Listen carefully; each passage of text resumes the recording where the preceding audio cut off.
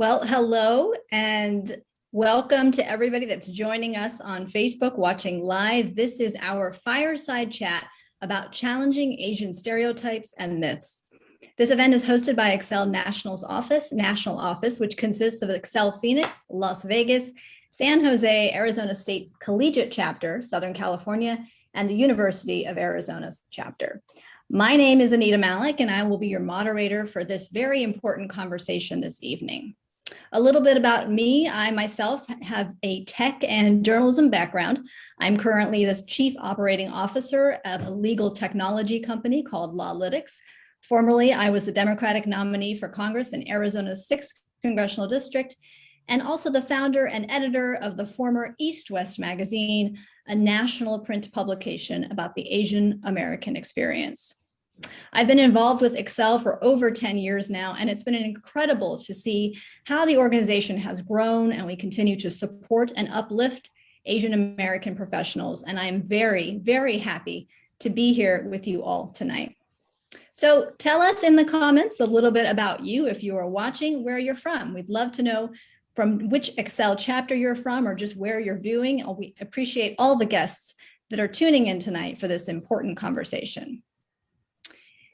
And before I bring our panelists on, and they're also impressive and really leaders in the community, I want to talk a little bit about ACEL and what ACEL does first. ACEL's goals are to cultivate and empower leaders for professional excellence. We connect accomplished professionals for mutual success, engage and participate with the community at large, inspire leaders to make a meaningful difference in government, education, business, and society, empower youth and collegiate emerging leaders. ACEL is the largest and fastest growing Asian American professional organization in Arizona, with 1 professional chapter in the Valley and 2 collegiate chapters. We also have expanded to Southern California, San Jose, and Las Vegas. In line with our vision of a world where everyone has the skills and opportunity to lead, we lead also with strong values. ACEL's values of leadership, education, accountability, diversity, all are in order to achieve our goals. ACEL offers a diverse range of professional development programs on a local level, and these may include a series of panels.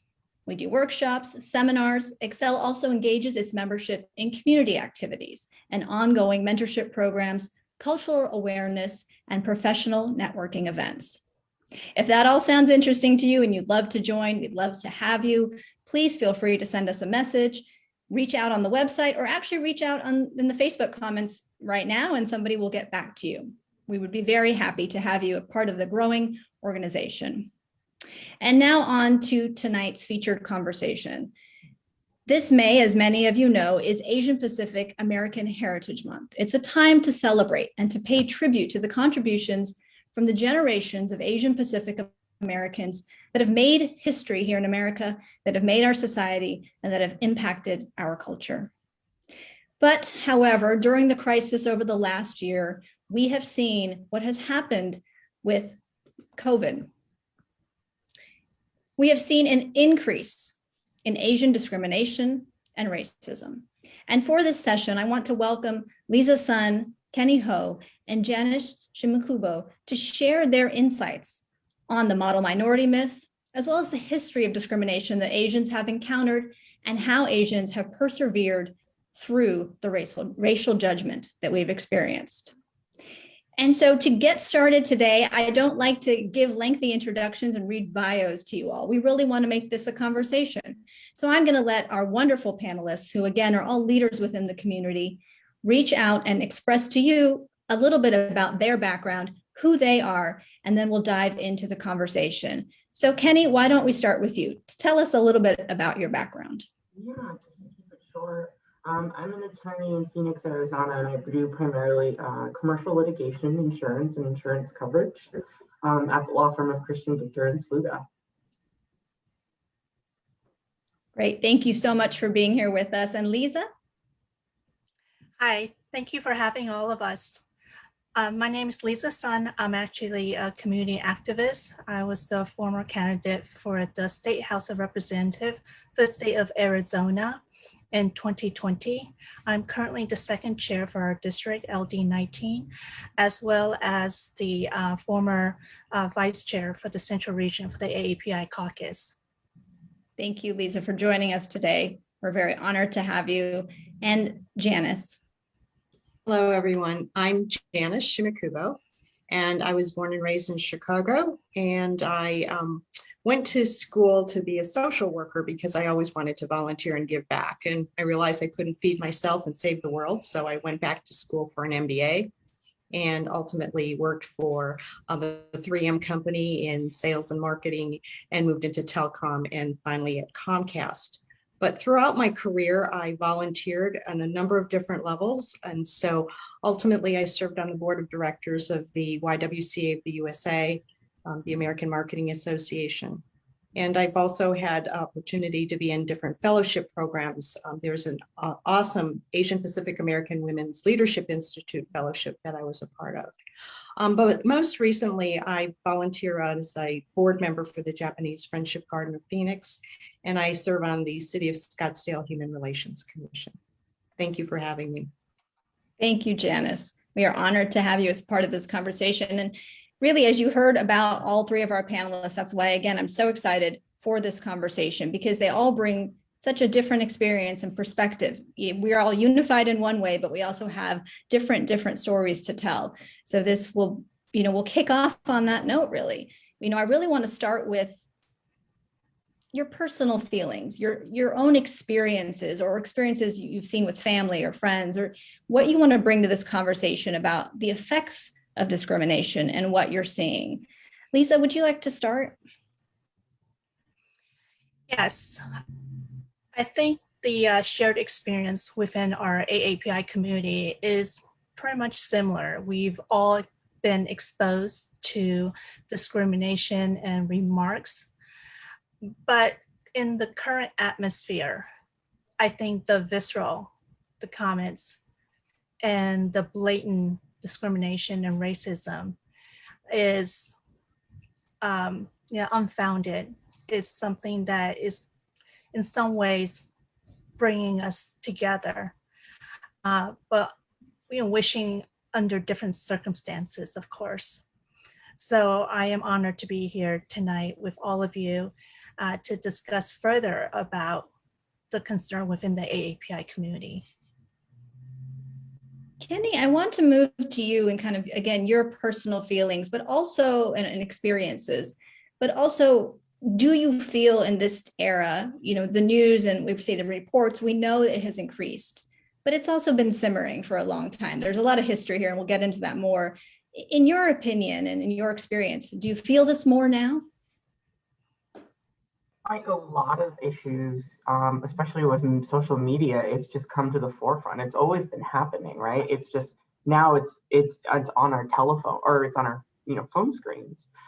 So we see it and it just feels more like an active issue in our lives.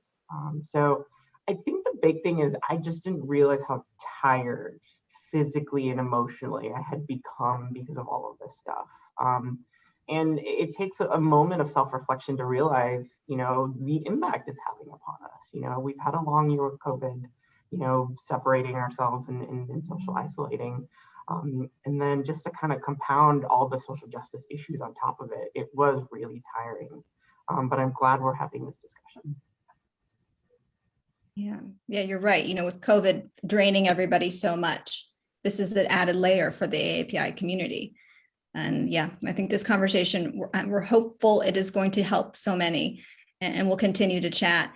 Janice, your experience with discrimination is really rooted deeply and goes back. Tell us about that. Yes. So as I mentioned, I'm a third generation Japanese American. So both my grandparents and my parents were in internment camps for 4 years. So, we talked about this isn't new, this anti-Asian sentiment, and it certainly isn't. And so as I grew up, my parents met in Chicago, so they didn't know each other in these internment camps. My dad was in Arkansas, my mother was in Tule Lake, California. But when they moved to Chicago, they met and married. And my whole life, they never talked about it. They were so ashamed. They would use code words, like with my aunts and uncles, like, oh, in camp. But we as children never knew what that meant. But I just knew in my bones that there was just something weird there, and we were never allowed to speak Japanese. They said you speak English because you live in America. And the bottom line is they just said, don't make waves, just be quiet, head down, do a lot of work, and everything will be fine.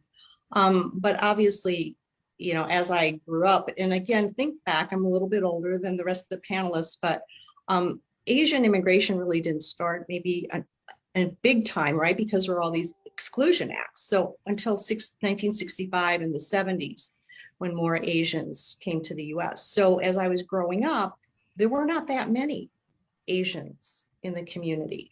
So I would get comments like, well, where are you from? All the comments we hear even now. And gosh, you don't have an accent, your English is great. And I'm like, yeah, I'm from Chicago, I have a Chicago accent. So I just experienced a lot of different, really direct, but also a lot of indirect, I guess now we'd call them microaggressions. So as I worked in corporate America, lots of that happening, right? It was hard sometimes being a woman in business. So was I being treated differently because I was a woman, or was it because I was an Asian American, right? So one example would be, as I became manager of people and supervised people, I would get feedback of either you're just too quiet, you never say anything. And I'm like, I just spoke at this meeting, but obviously that wasn't perceived.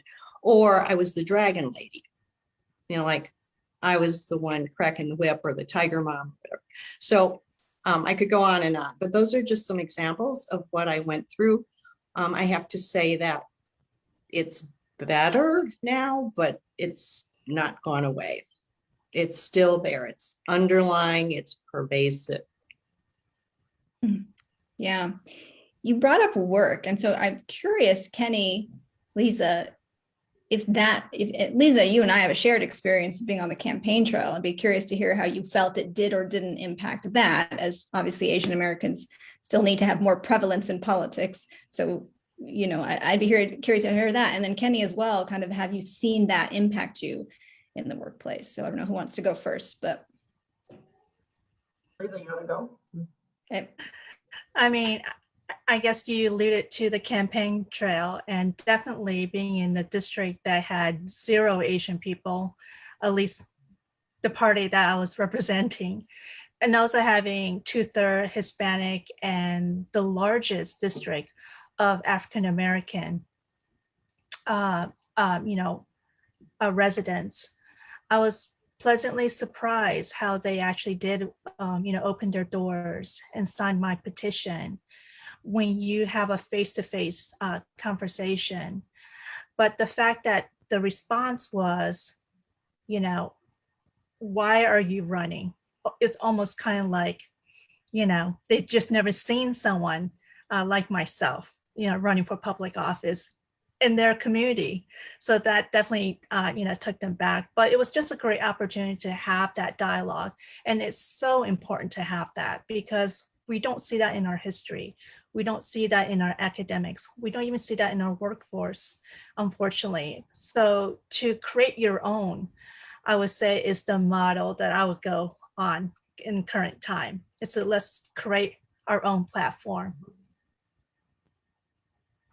Kind of to piggyback off Janice, the word that comes to mind is, the academic term now is intersectionality, right? It's this kind of concurrence between, the identity of culture and, gender and sex. And so, I mean, one of the most difficult things, I think, especially, and I think, again, relating back to Janice, actually, corporate America, I work primarily in the legal field, which is primarily and predominantly still very white, still very male.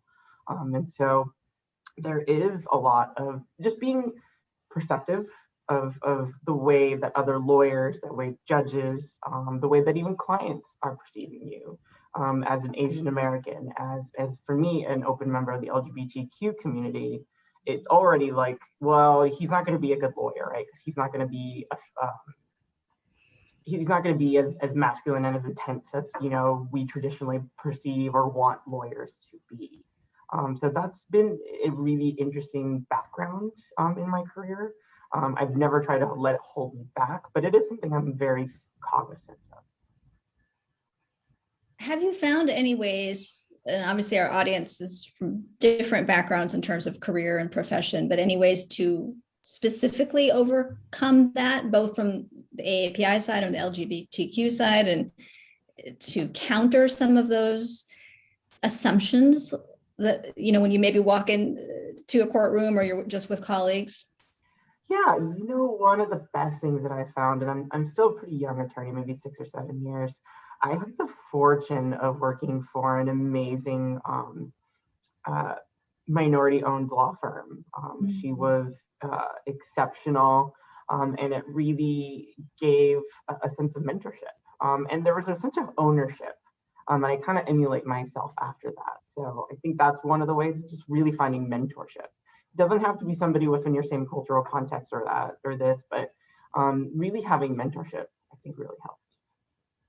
Yeah, And, having somebody. I'd like to just jump on that too real quickly, because I think someone just talked about relationships, and I think with colleagues, for me, it was easier because I knew them. And so I could talk to them over lunch or go into their office and just have conversations, and to have them know, like, I'm a real person, you know, I'm not a model minority, I'm not a whatever portrayal or caricature they may have of Asian American women. So I felt like building the relationships, and also having a mentor or people higher up who are willing to just sort of just come to your aid, not in a bad way, you know, but just to speak up when you need someone to speak up for you.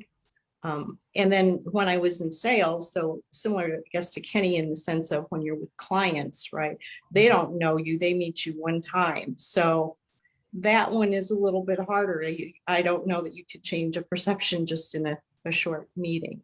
But I think a lot of it is relationship building.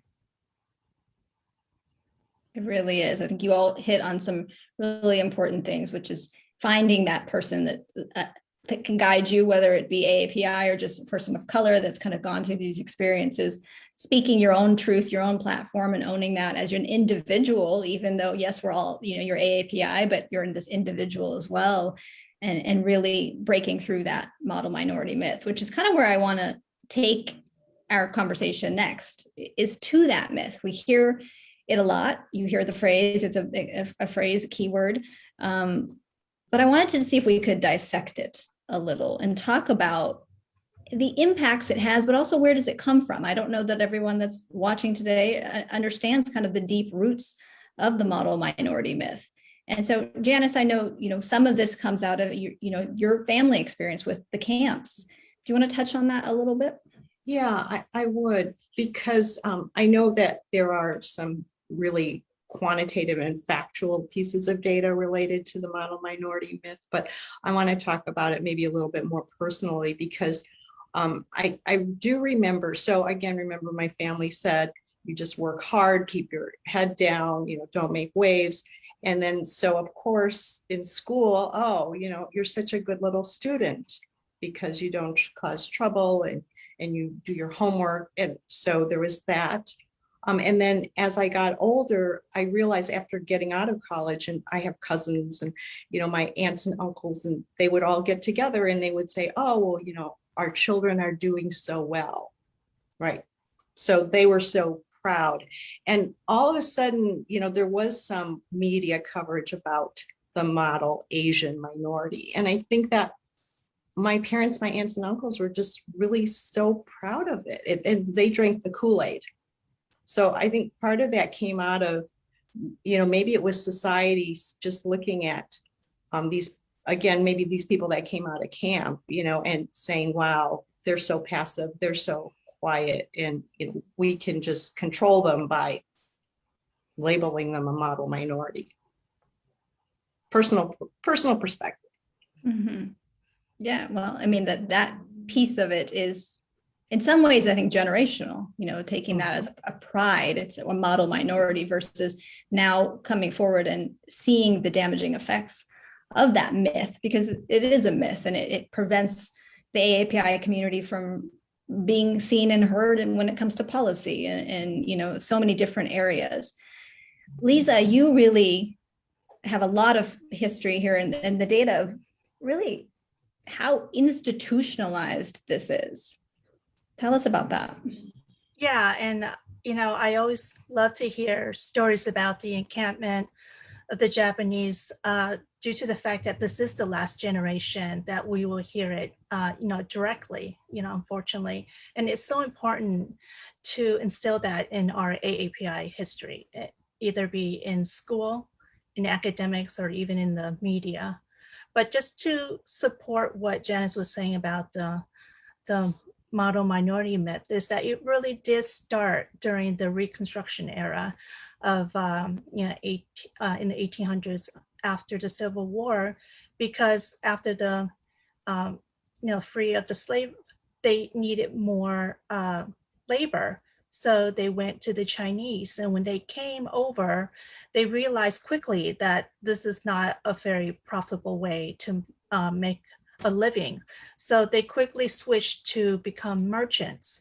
And because of that switch, they created an atmosphere in the South, which they call it the Delta, the Mississippi Delta, which is covered the 3 states, which is Arkansas, Tennessee, and Mississippi. And if you look at the history there, it's over 100 years old. And the relationship between the Asian community and the Black community was symbiotic, meaning that they were living in peace because they filled a void because the whites won't serve the Blacks. So the Blacks had no choice but to go to the Asian merchants, which provided safe haven, respect, and also providing credit. And that was based on tremendous trust that lasted over 100 years. That trust was that we'll give you credit and then you will pay us, back. And that created that harmonious balance that lasted for, generations, after generations. Now, once the farm was replaced with machinery, unfortunately, poverty and drugs replaced the community of the Blacks in the South. And the merchants had money saved to send their children to school, like pharmacy school or medicine. This was in the 50s and the 60s. And that's when the institutional racism started, because it divided us. And our history, even within our own AAPI community, we don't even know our own history because they didn't share that with us. And with modern time and modern, social media, we're able to access that, and we can see and we can trace back the lineage of white supremacy and how it worked. And it doesn't require a white body. It can be instilled in any people of color, as long as that overhang of the institutional racism is there. It still functions under any circumstances. But if we are more aware and join forces with, I think, 17% Blacks, and then 5% Asians, if we put that together, we can outvote anyone. So it's to their advantage that we stay divided. So I just want to make it clear that our history shows a completely different story that is dismissive and excluded from our schools' academics. And you had mentioned, we were talking before, and I think I wanted to kind of bring this up because you talked just now about how suddenly there was this growing divide, and that's kind of separated the API community and the Black community, who we used to kind of work together and be together. Housing is another piece of that, in our history. And I think it's interesting to see how discrimination in housing still exists.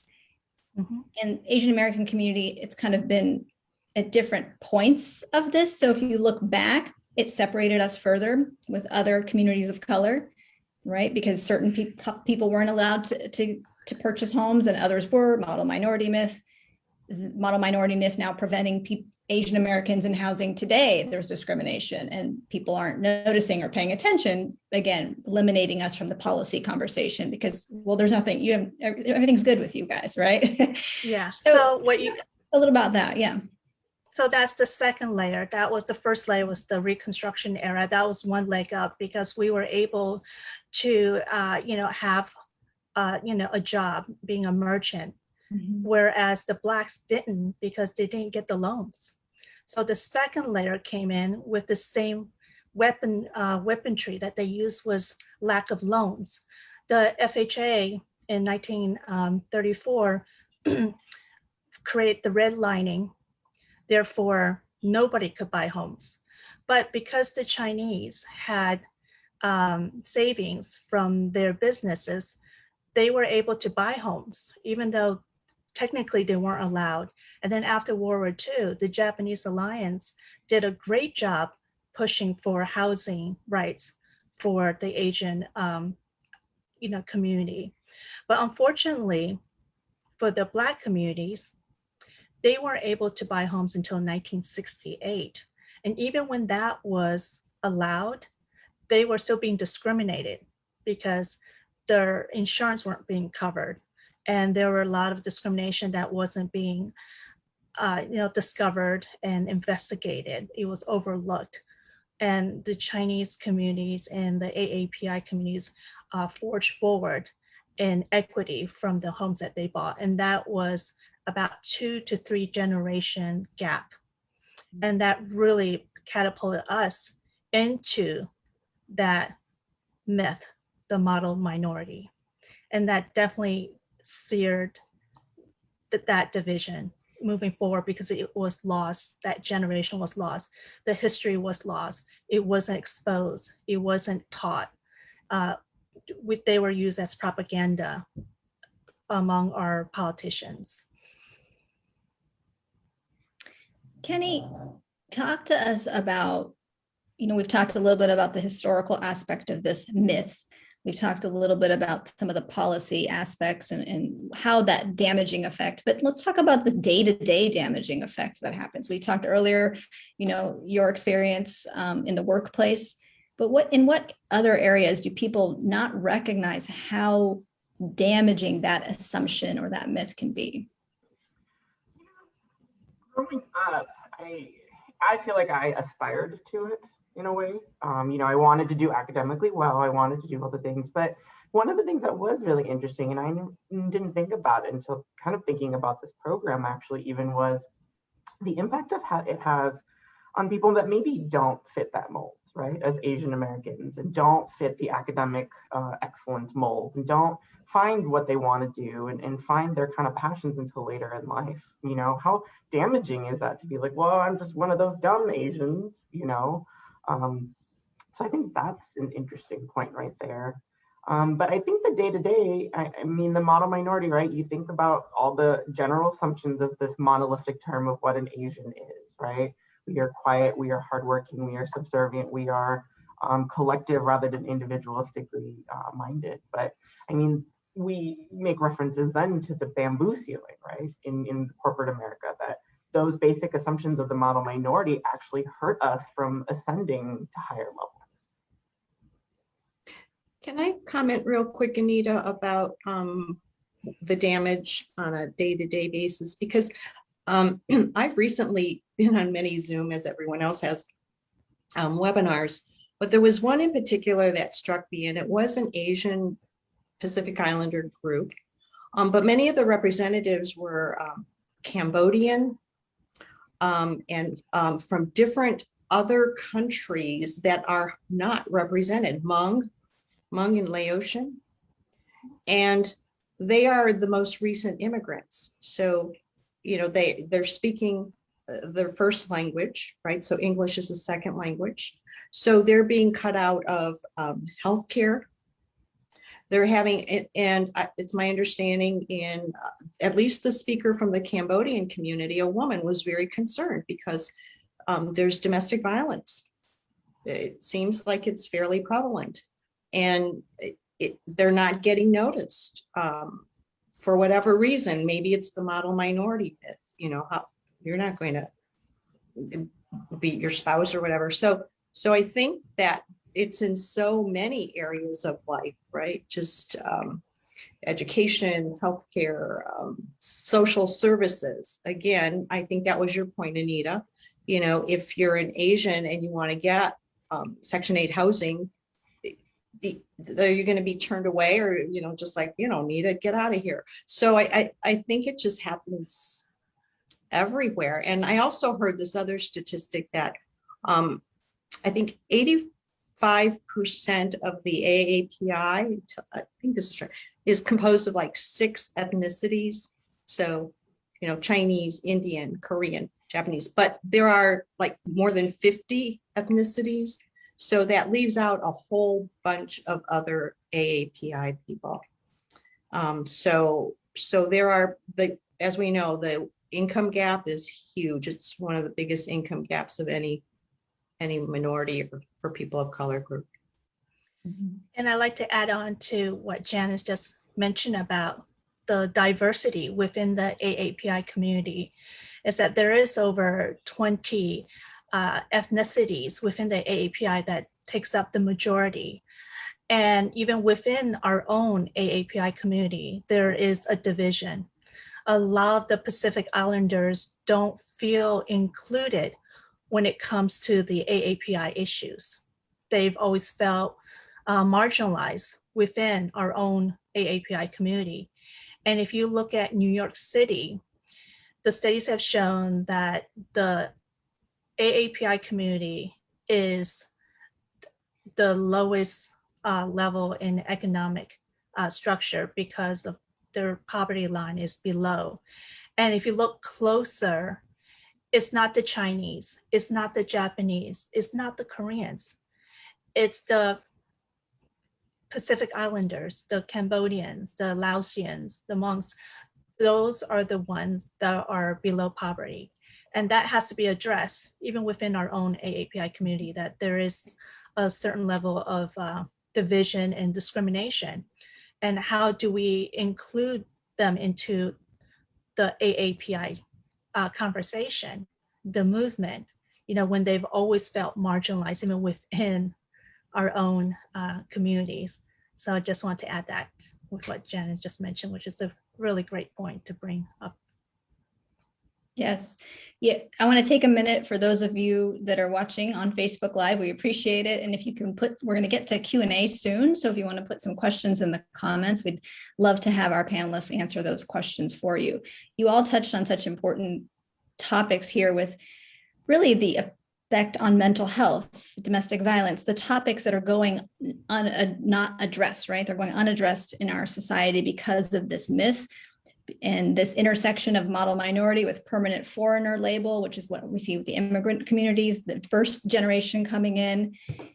And so it brings us to really where Lisa kind of ended on, is that the diversity is so large. So how do we bring everybody together? Both allies, we need allyship, right? How do we bring allies together within the AAPI community? Because it is so broad. And from everywhere, from corporate America, commercials, marketing to policy, we've been lumped together. And there is that can cause a lot of issues. But then how so do we also find allies outside of the AAPI community? So who wants to start there? I know, Lisa, this is a passion subject of yours. So maybe we start with Kenny so we can kind of lead into the conversation a little bit. Kenny, what are your thoughts on this? One of the things that we've been working on at the Arizona Asian American Bar Association, which is a collective of Asian American lawyers in Arizona, is when this stuff was happening, we reached out to what we call the other affinity groups, or we call them sister bars, whether that be Black Bar, Los Abogados, the Jewish Lawyers Association. And we really showed a sense of vulnerability. We were like, you know what, we're having these issues, obviously, what's happening in the media, and we want to know and we want help. And I think that was one of the biggest things, actually. It was really wonderful, actually, to see the outpouring of support and the thoughts and the brainstorm from our sister bar organizations. So I think part of it is breaking this kind of stereotype of, being insular, and asking for help, I think is really important. That's a good point. I don't know that AAPI, that's a cultural thing to not necessarily always ask for help. So I think that that's a great takeaway, whatever the situation may be. Janice, thoughts on how we encourage allyship? Yes, well, I'll start within the AAPI community because so much of this is still education for all of us, myself included, to learn these types of statistics of what's really going on within our community so that we can extend the hand. And it's APIP, Asian Pacific Islanders in Philanthropy. Yes, there are wealthy Asian Americans or Asian Pacific Islanders. So why shouldn't they donate money? But then let's put it within our own community. And, because there are needs there. So I think education amongst ourselves, and then reaching out to the other groups. I agree with Kenny. I mean, part of it is we have to just take the step. I think it's up to us in a way to say, hey, we need your help, because I'm not sure if the model minority myth still holds, as we know it does. They may think you don't need our help, or you can you can do it on your own. So I think it's the reaching out. And Lisa, creating those bridges, really to other communities of color is a part of this. And I know that's something you're always focused on and really working heavily on. Talk to us about that. Yes, I didn't mention this in my earlier intro, but I'm the founder for Strength and Unity. And one of our mission statement is to amplify and unify, various groups to unite and to fight, injustice wherever we, see it. And, going back to what Janice and Kenny both said is to, ask for help. And in order to ask help, we also need to reach out simultaneously. So there is kind of like a yin and yang movement here that, has to be done together. And again, that word could be phrased as unity. And we all know, based on our history, that there is a lack of AAPI history. That needs to be brought front and center.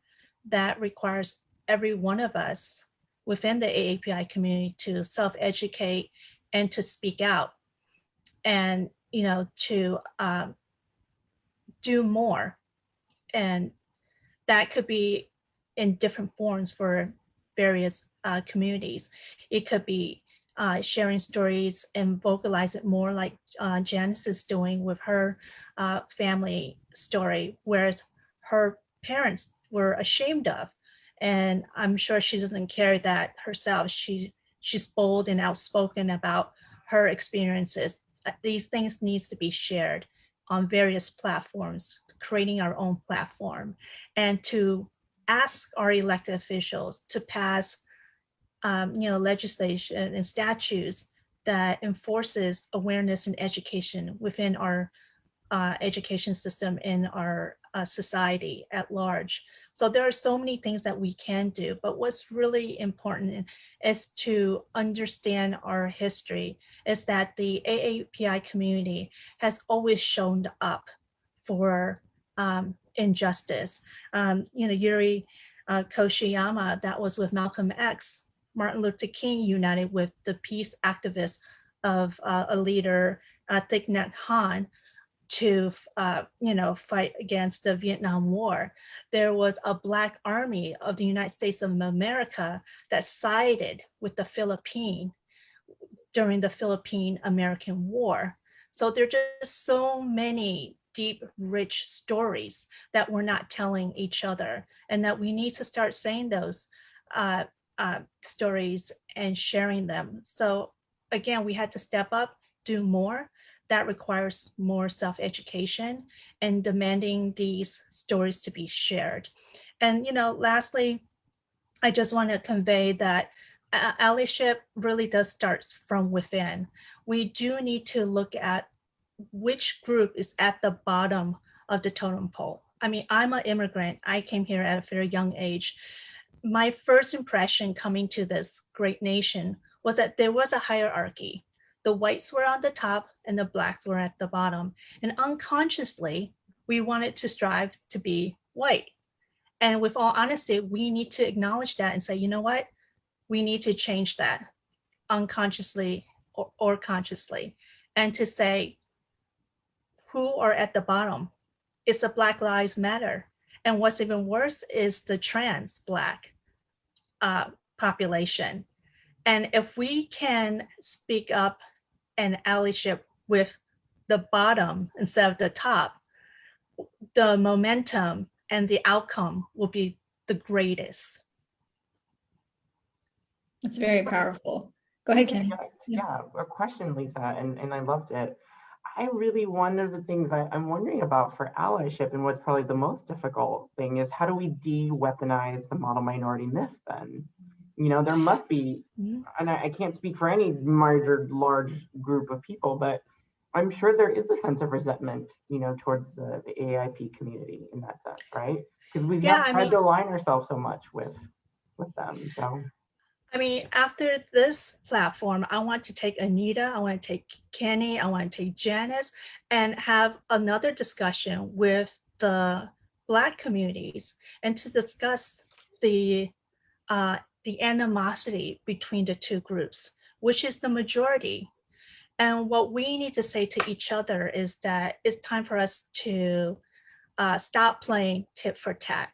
That game will never end. And to share these stories, to share our shared history, and to create that allyship. We can't control those people on the outside, but those that want to meet us in the middle, there are in the millions. And the younger generation within the AAPI communities have learned far more about our allyship history than our previous generation. So I do have great hope moving forward. Again, under the circumstances with the anti-Asian hate, hashtag, our organization, Strength and Unity, we don't use that hashtag because it further criminalizes the Black community. It's something that is continued to use to divide us instead of unifying us, which we have shown in history. So moving forward to create that allyship is to partner with people that are willing. And those people that are willing on this planet of over 7 billion people are in the millions. We just need to find each other. Mm-hmm. Can I just make a quick comment? It's related because you made me think, Lisa, you said yin and yang. So I was thinking, it's giving and receiving, right? Allyship is a two-way street.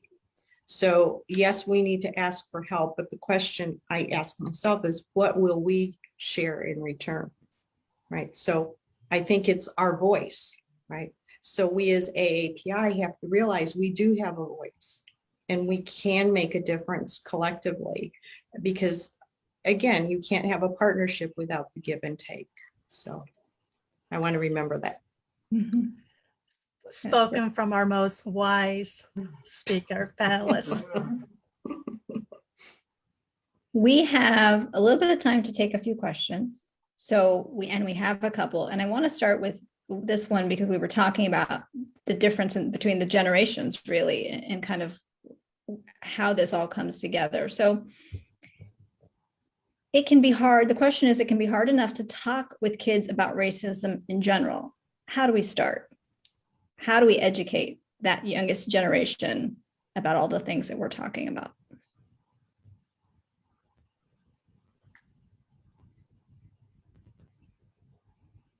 Well, I'll start. I mean, this is Janice. I mean, some of it is storytelling. I envision, wouldn't it be great to have a series of children's books that depict what happened, but in a way that's educational and not demeaning or depressing is the wrong word. So how do we teach children at a young age? And so I do have hope that through storytelling and examples, I think, parents or adults as role models, how do we put ourselves out in the world? And what is it that we will do or accept that will be done to us? So that's a really tough question. Thank you for asking it. There's no easy answer. Yeah, it's definitely a tough one. And I think I'll just add something that off of what you said, Janice. I think it's sometimes also we can just support those artists and creators that are putting out, there are children's books now, there are different avenues, TV shows for kids and different things that help with these conversations. And I think if we support more of that and more, if they see more people like them in those fields talking about those things, I think the impact is there. And Asian American and the arts is another area that we need to boost up and support as well. Any other answers for that or advice we can give our audience on best ways to maybe talk to the younger generations? Kenny, Lisa? I don't have kids, so I'm not qualified to answer this question at all. One of the things I really found really great, though, was one of my friends has made it a concerted effort to expose her child to different cultures, different cuisines. They're not of Asian descent, but, she sent me a lovely photo of their house that they had decorated for Lunar New Year. And they, had dumplings that night and just different things like that. And just having exposure, I think, is helpful. Obviously, it's not going to, deal with, the issues of actual racism. But I think that's such a great starting point, and at least opening the door to being like, there's different types of people out there. And sometimes they're mistreated solely based upon something that they can't change, and start that conversation. And I like that Kenny went before I did, because then I can say that's exactly what I did as a mommy to my teenager son. So I hope I get some points from you, Kenny. We have one more question right now. And if there's any others, those of you that are watching, again, thank you for joining us in this conversation. Please, we have time to fit in some more questions. We'd love to hear from you. So this one is really, and I think the question is coming out of this current time. So this current past year where we've seen so many incidents and so much pain for the community. Do you feel Asian Americans, because of this, now have more allies or an opportunity now to stand up against the violence? Is it more possible today in some ways to bring attention to anti-Asian sentiment and violence in America?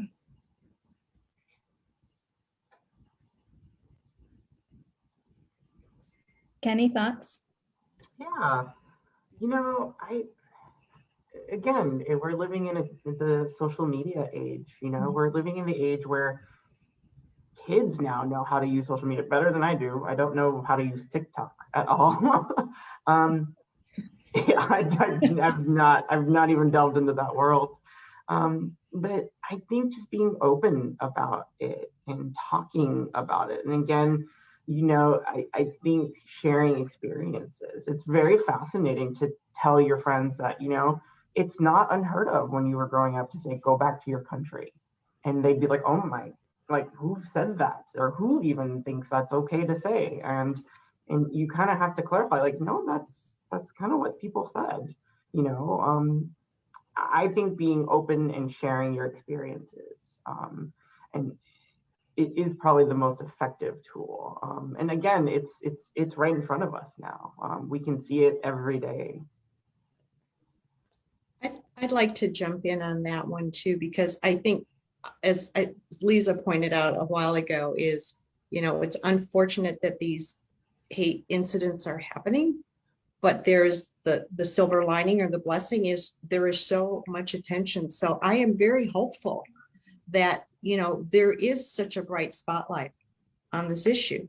And so now is the time for us to really coalesce and really get more of us pulled together, because this is an opportunity, I think, for the AAPI community to really once and for all come together. There have been incidents in the past. I think of Vincent Chin in 1982. That's when all of this started, when he was mistaken for a Japanese person because the auto workers were so upset that they lost their jobs, and he was killed for that. So that's when the Asian community started to come together. But then it seems like it sort of it just went, not died out, but didn't keep the momentum going. And so I'm really hopeful that we have this powerful platform now, and how do we just keep this momentum going for many generations?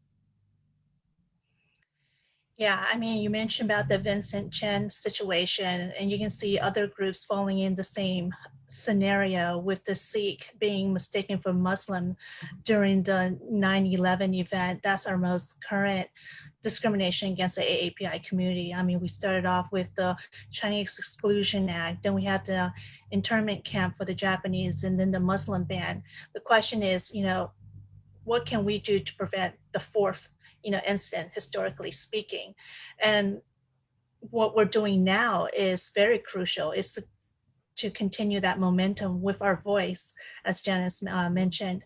And furthermore, the question itself alludes me to the fact that our history is truly lost. Because if you go back to the real history of the AAPI community, we did show up. We showed up every single time. The question is, it wasn't recorded, it wasn't taught. So moving forward, our voice, we're going to teach the generation, and then the next and the next, with our voice, with our stories. And, being, the generation that I come from, and being of, an immigrant, myself, I can see both worlds and how we have progressed through history. And I always had to go back to that, because the truth is there if we seek it. And it's up to us now to retrieve it and to share it. Very well said. I want to end on really that key takeaway. We talked a lot about using and seizing this moment. Janice, you're like, mobilizing now, really using this platform, all of us using our voice. If you could give people that are watching one thing that they could do today, tomorrow, this weekend to start to advance that, what would you say?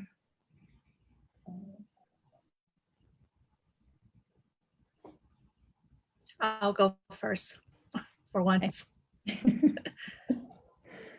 I personally would love to see every AAPI community join a grassroots organization that fights injustice. And what's better is to connect these grassroots organizations. Again, Strength and Unity was found on that philosophy. And it's so crucial that we do create that allyship. And in order for that to happen, we need to join something, preferably an organization that fights injustice. People can find Strength and Unity on Facebook, correct? Or is there anywhere else you'd like to direct them to at least start to see what you're doing, but then also I'm sure you can provide resources of other, because I have a feeling people don't even know where to start. What organization do they most connect with, and who's out there? I mean, every member of our organization belongs to another grassroots organization. That's the beauty of it. And they come and go. And when we have an event, they show up. And when they have an event, we show up, because we cross-linked. And that's just the best way to, move forward, to fight for our community, to fight for our, children, to fight injustice, so that we can all live in peace and harmony, and we prosper with good health, access to the basic, humanity's need, is to really unite and create that allyship. I don't encourage ranking of any sort when it comes to fighting injustice. It's actually all connected. Mass incarceration, lack of education funding, discrimination within the LGBT communities, women's rights, all of that it's actually all under one big umbrella, and that's institutional racism. So if we could see that as a whole, it's easier to bring down the institution of racism when you can think in the mindset of two birds with one stone instead of reinventing the wheel every time. I'd like to piggyback on what Lisa said. Joining is really important. And I love what you said, don't angst over what to join because these are so interconnected. I also think, donating money to those causes. Part of the challenge with donating money is, then some people say, I'll write the check and walk away. I'm done. And that's only the beginning, right? And even joining the organization, you don't buy the membership. I mean, you get involved. I think that's the key. But part of what I'm feeling too is we all have personal power wherever we sit today. And so even what can we just do in our own little world? So I've been inspired again by going to these Zoom conferences and hearing some of these stories of people like this chef in Washington, D.C., who started Chefs Fighting AAPI Hate.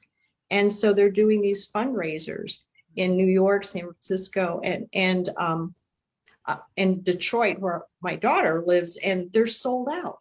They sold out every weekend, and it was $150 for this special meal to fight AAPI, anti-AAPI sentiment. So there are, wherever you are, there's a young woman who started making up hate crime handbooks, and she printed them in different languages and then gave whistles out with the book and gave it to, elderly AAPI people. So the creativity is just tremendous. And so I also think, there's so much we can do. If you could write op-eds, just write to the publishers. Someone even said, write to your local news and ask for their diversity report. Because I think, Anita, you brought it up, the media continues to just promote the same story about us. So there's so many things that we can do. Kenny? I 100% agree with Lisa earlier, but get educated about these issues. Get educated about the history of AAPI, history in the United States. I mean, you can do it from the traditional way. You can read it from a book. You can, podcasts. Like, all the information is out there. I think you just kind of have to be willing to understand it and look for it. And then the second thing I'd say is, along with getting involved in organizations and doing these affirmative actions, is just being unabashedly Asian, I think. I think that's so wonderful. I think, if you speak another language, if you have a traditional name, tell people about it. Talk about your food. Talk about your culture. Talk about your heritage. Don't be ashamed of it. And it almost comes back to kind of the old Harvey Milk saying, right? During the San Francisco Times, of there's so much power in coming out, as an LGBTQ individual. There's so much power also as coming out as just Asian, right? And saying, I'm Asian American, I am this generation immigrant, and I am incredibly proud of where I come from. That's great. Yes, wear and be who you are. Look and seek out information and groups to join. And then, just even check in on your fellow AAPI and start to build those organizations. Use your passion, use your talent for whatever you think may help. I think those are really great, tangible takeaways for our audience today. And I'm going to have to throw in one because I have to, which is go have somebody in the AAPI community that that's not registered to vote. Get them registered to vote. We have seen a shift in the AAPI community's voting block this last election. Let's keep the momentum, because to get those issues even further into the limelight and those policy changes, that would be my one tip. But I think these are all great. So thank you all for joining us. This has been wonderful. We are so thrilled that you joined us and took the time to have this conversation, such an important conversation. And Lisa, I think we're all going to take you up on it, that there's more conversation to be had. So just definitely let us know when. This is an issue we need to continue to talk about. But now they're cueing me with the slides to wrap up. And so I would just like to let our audience know, if you'd like to stay in the loop or be more involved with ACEL, you're welcome to join us as a member. We'd love to have you. We again have chapters in Phoenix, Southern California, San Jose, Las Vegas, as well as the collegiate chapters at the University of Arizona and Arizona State University. The process to join is very, very easy, and you can find information about the membership on the website. There's great mentorship programs. So trust me, you're definitely going to want to look into this. Thank you again, all of you, for joining us this evening. Thank you to our panelists. Thank you to our volunteer, Jason, in connecting us with our guest speakers and all the event planning. Thank you to Amanda and Faye for organizing this event. Pranav, who's running technical aspects. We don't see him, but he's back there doing the magic. Nicole and Ashley for running marketing on this. And again, one more final thank you, and my round of applause from me, because I'm sure everyone on Facebook is doing that as well, but we can't see them, to Lisa, Kenny, and Janice. Thank you all. And thank you all. Have a wonderful evening. Thank you. Thank you.